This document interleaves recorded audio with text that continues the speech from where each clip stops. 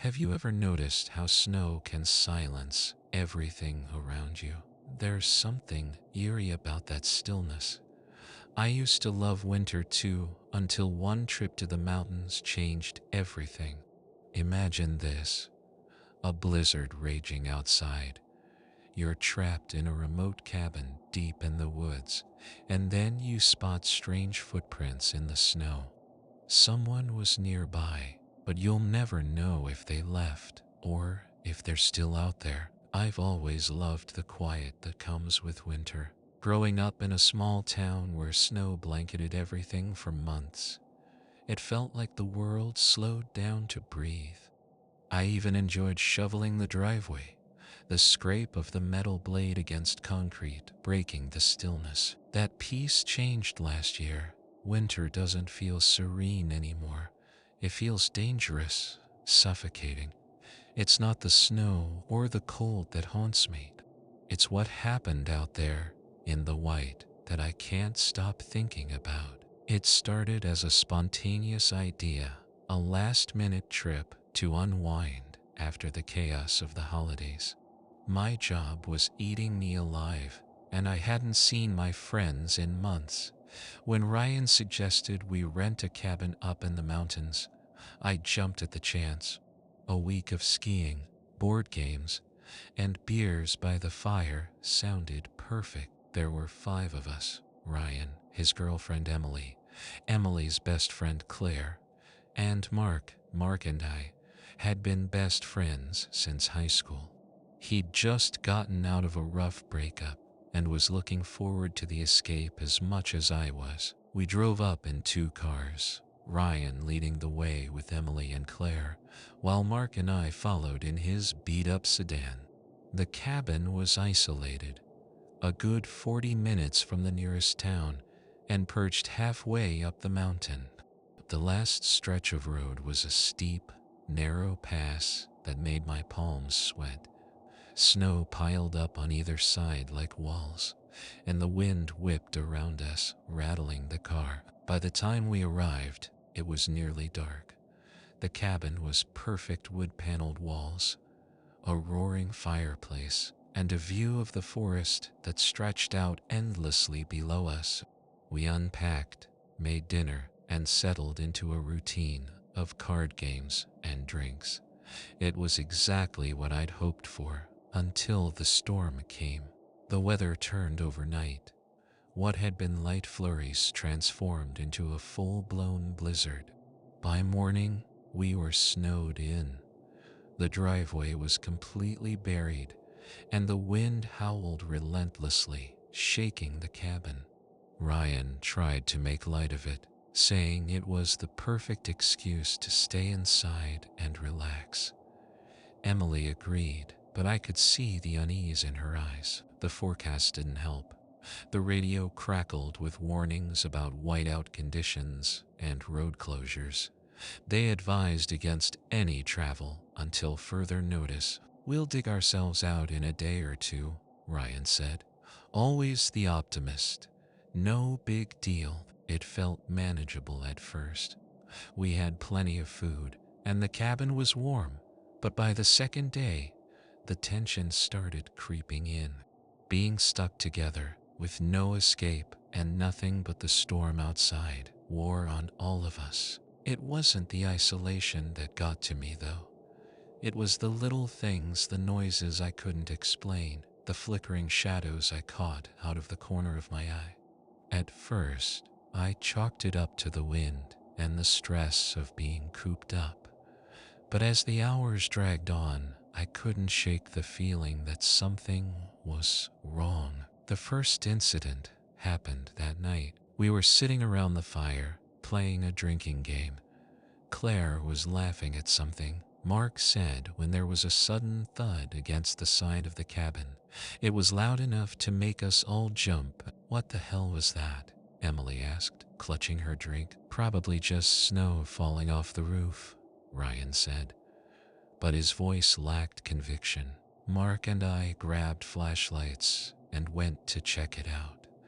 We circled the cabin, the beams of light cutting through the swirling snow. Everything looked normal, just endless white and the dark line of the forest in the distance. But as we were heading back inside, I noticed something. Footprints. They started about 20 feet from the cabin and stopped abruptly, as if whoever had made them had simply vanished. "Do you see that?" I asked, my breath visible in the freezing air. Mark nodded, his expression uneasy. "Maybe it's an animal," he said, though we both knew those prints were far too large and distinct to belong to anything other than a person. We didn't mention it to the others. By the third day, cabin fever was setting in. The snow hadn't stopped, and the drifts outside were higher than the windows. Mark and I took turns shoveling a path to the woodpile, but it felt pointless.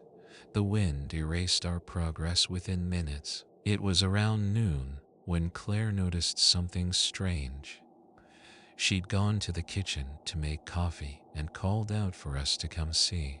On the counter, in the thin layer of dust that had settled, were Smudge's 4 distinct lines, like someone had dragged their fingers across it. "Did one of you do this?" she asked, holding up her hands as if to compare. We all shook our heads. Emily laughed nervously, brushing it off as someone messing around, but I saw the way Ryan avoided meeting her eyes. That night, I barely slept. The wind rattled the windows, and the walls groaned with the weight of the snow pressing against them. At some point, I thought I heard footsteps in the hallway, but when I got up to check, the cabin was silent. Everyone was asleep. In the morning, we found the back door wide open. Snow had blown in, forming a small drift on the kitchen floor. Ryan swore he'd locked it before bed, but there was no way to prove it. We tried to brush it off, blaming the wind, but the tension was palpable. I couldn't stop thinking about the footprints outside, about the marks on the counter, about the door. The next day, Mark and I decided to clear a path to the cars. If the storm let up, we wanted to be ready to leave. The two of us bundled up and stepped outside, shovels in hand. The snow was waist deep, and every step felt like a battle. We were halfway to the cars when we saw a second set of tracks weaving between the trees. They were fresh, the edges still sharp, and they were heading toward the cabin. Mark cursed under his breath, scanning the woods. "You think it's some hiker who got lost?" he asked, though we both knew how unlikely that was. No one would be hiking in this weather, not this far up the mountain. We followed the tracks for a few yards before they veered off, disappearing into the trees. I wanted to keep going, to find whoever or whatever had made them, but Mark grabbed my arm. "Let's go back," he said, his voice tight. Now, that night was the worst. The power went out around dusk, plunging the cabin into darkness. The only light came from the fireplace, casting flickering shadows on the walls. We lit candles, trying to make the best of it, but the mood had shifted. No one was laughing or joking anymore. Around midnight, I woke up to the sound of something scraping against the window. It was faint at first, like the branches of a tree brushing against the glass, but the nearest trees were too far away. I lay there, my heart pounding, listening as the sound grew louder, more deliberate. I forced myself to look. Through the frosted glass, I could just make out a shape, a face pressed against the window, pale and motionless. I screamed, and the face disappeared. The others came running, but when we opened the door, there was nothing there, just the snow and the endless dark. We left the next morning, as soon as the snow let up enough to dig out the cars. No one spoke on the drive back to town. When we finally reached the main road, I felt a weight lift off my chest, as if I'd been holding my breath for days. We never figured out who or what had been out there. The police said it was probably an animal, but they didn't find any tracks. I still think about those days in the cabin, about the footprints, the smudges, the face at the window. Winter used to feel peaceful. Now it just feels empty, and the emptiness terrifies me. Winter has always been my favorite season. There's something about the stillness of the snow, the way it muffles the world, that feels peaceful. But now, that stillness only reminds me of how alone I was that week. A week I can never forget. No matter how much I try, it started as an idea for a reset. Work had been suffocating, and my social life felt like a revolving door of meaningless conversations.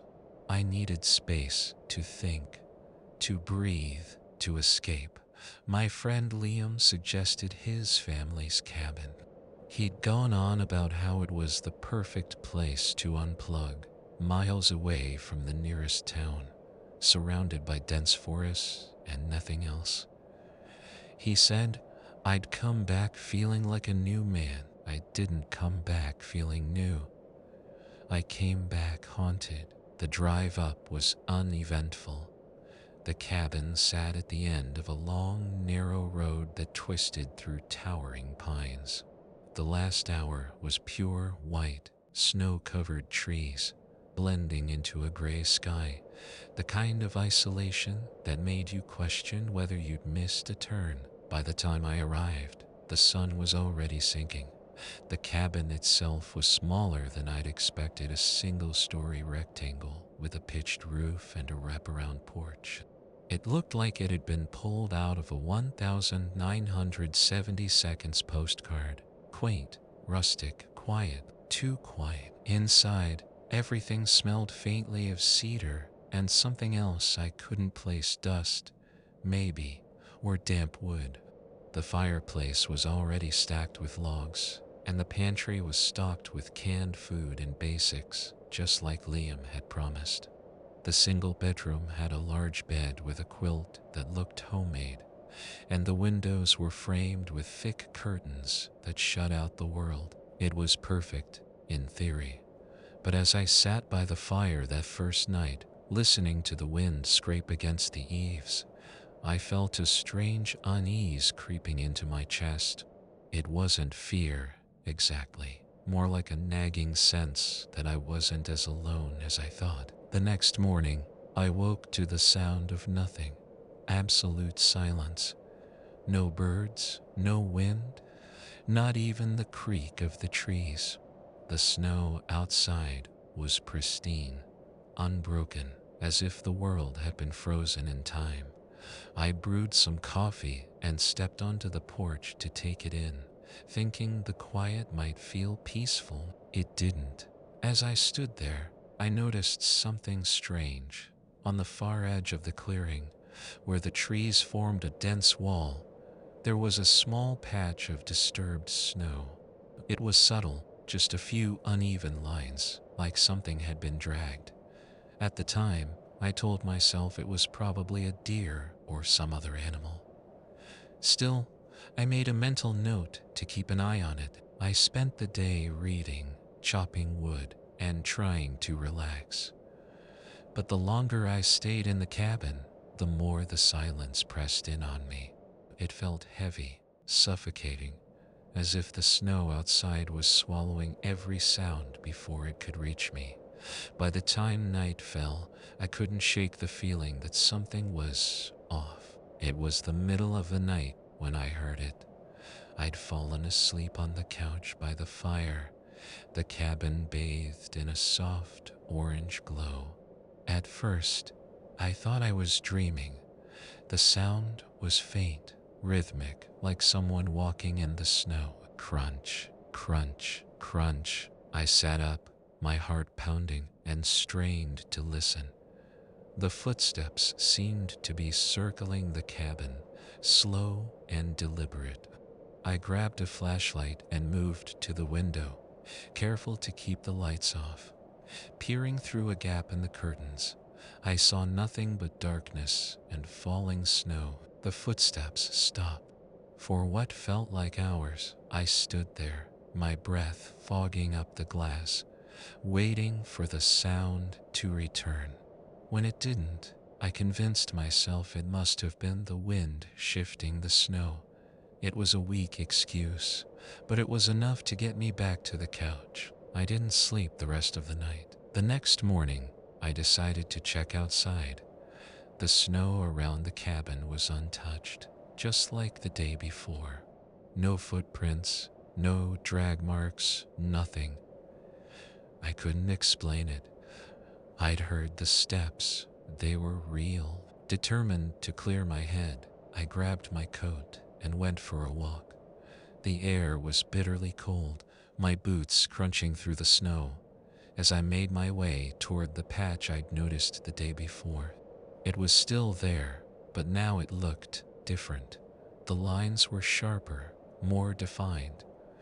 Like whatever had disturbed the snow had returned overnight. I followed the trail into the woods, my breath coming in sharp bursts.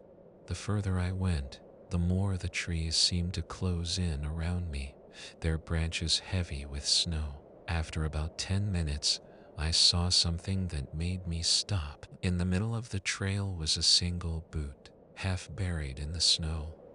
It looked old. The leather cracked and faded, like it had been there for years, but the snow around it was fresh, untouched. I picked it up, my stomach twisting. It was heavy, damp, and there was something stuck to the sole, a small patch of red fabric. I dropped it and turned back toward the cabin, my mind racing. That night, I couldn't relax. Every creak of the cabin, every gust of wind made me jump.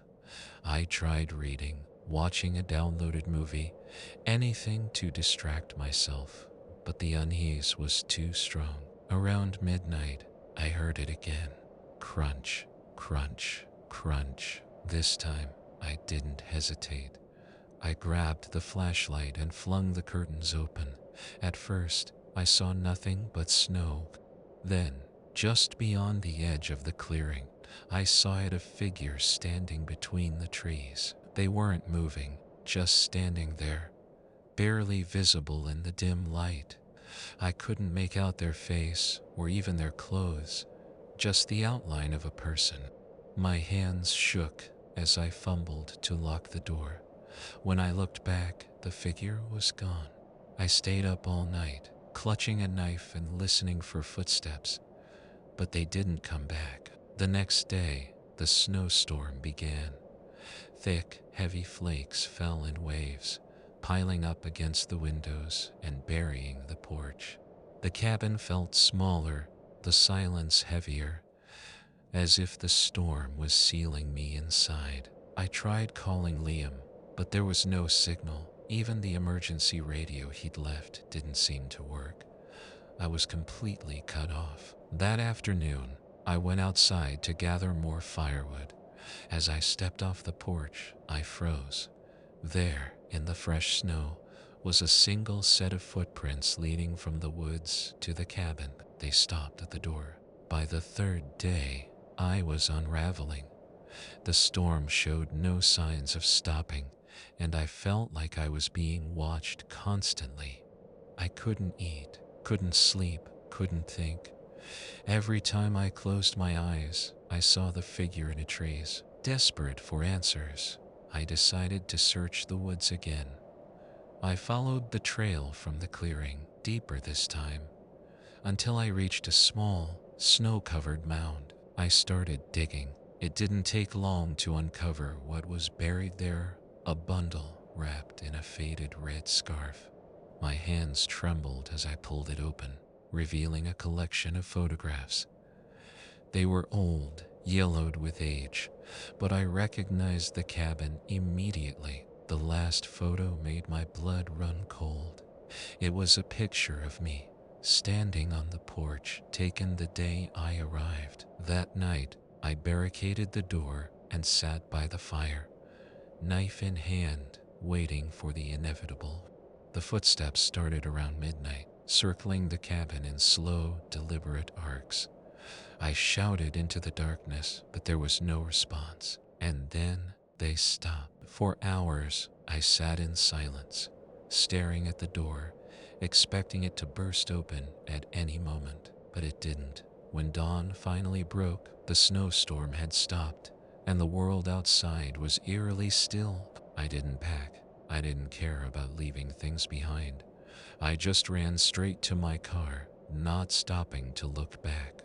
When I finally reached town, I told the police everything, but they didn't find anything. No footprints, no photographs, no figure in the woods. They said it was the isolation playing tricks on me. But I know what I saw. Someone or something was out there, watching, waiting. And they'll still be there, buried in the silence of the snow, for the next person who thinks they can find peace in that cabin.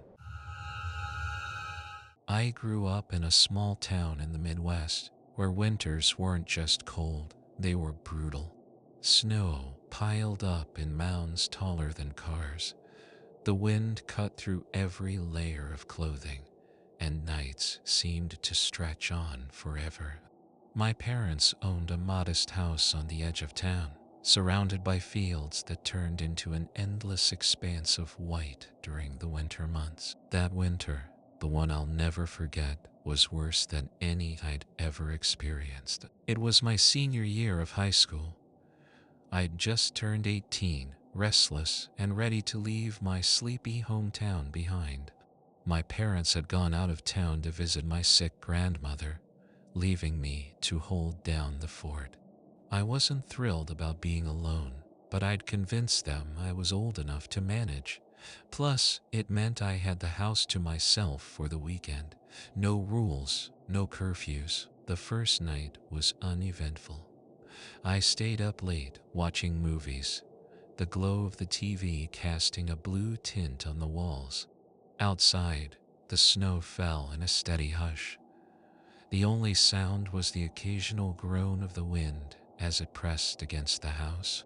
It was the kind of silence that makes you feel small, like the whole world has gone to sleep and forgotten you're still awake. I was drifting off when I heard a faint scraping sound coming from outside. At first, I thought it was just a tree branch brushing against the side of the house. But then I remembered we didn't have any trees close to the walls. I muted the TV and strained to listen.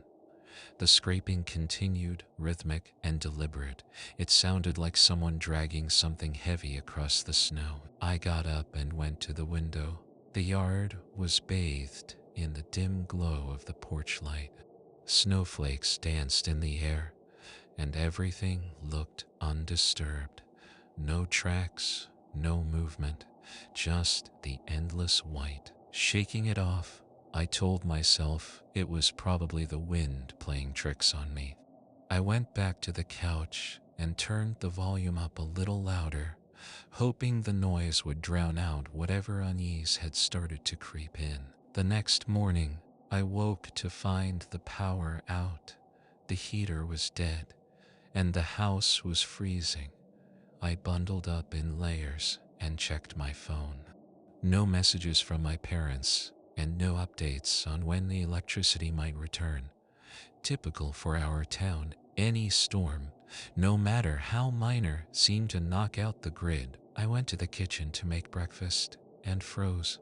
The back door was wide open, snow piled high in the doorway. My first thought was that I'd forgotten to lock it the night before, but I distinctly remembered turning the deadbolt.